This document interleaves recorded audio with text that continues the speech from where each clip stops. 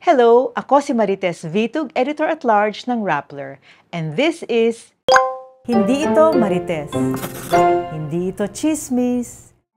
This is a show where I share with you highlights from my interviews. Yeah, let's take a look first. Let's start with the recent SONA of President Marcos, my newsletter sui generis and verified info in general. In other words, hindi Marites. Ang mga bansa ay parang tao din, may mga kaibigan at kaaway. Kapansin-pansin na pinapagtibay ng Pilipinas ang relasyon niya sa kanyang mga kaibigan. Noong Hunyo, ang Coast Guard ng Pilipinas, Japan at Amerika ay nagsama sa isang maritime exercise sa Mariveles, Bataan. First time na nangyari ito. 5 barko ang lumahok. 3 mula sa Coast Guard natin, 1 galing sa Japan, at 1 rin ang galing sa Amerika.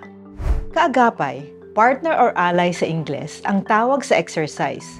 Nag-simulate sila o ginaya nila ang search and rescue operations or ang pagtulong sa mga pasahero ng barko na naaksidente. May drill din on disaster rescue. Kung may malakas na bagyo or kailangan nilang tumulong sa mga apektado, pre-practice din nila ito. Para din silang mga pulis, may exercise na nanguhuli sila ng mga barko na iligal na nangingisda. Ang layunin ng kaagapay ay para masanay ang mga Coast Guard ng 3 bansa na magtulungan at magkasamang magtrabaho. Alam natin na ang Philippine Coast Guard ang nangunguna sa pagprotekta sa West Philippine Sea. Lagi silang nagpapatrol dahil may mga iligal na pumapasok na mga barko ng China sa ating dagat.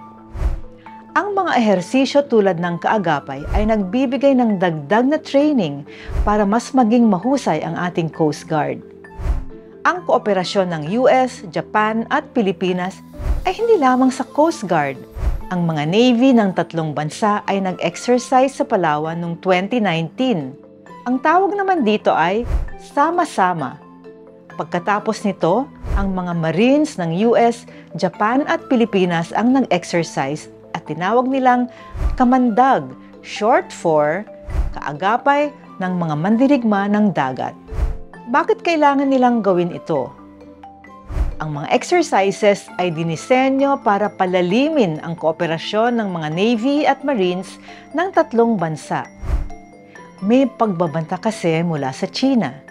Tulad ng sabi ni Renato De Castro, Professor ng International Relations de La Salle University, ang pagtutulungan ng Pilipinas at mga kaibigang bansa ay dahil sa pagka-agresibo ng China sa West Philippine Sea.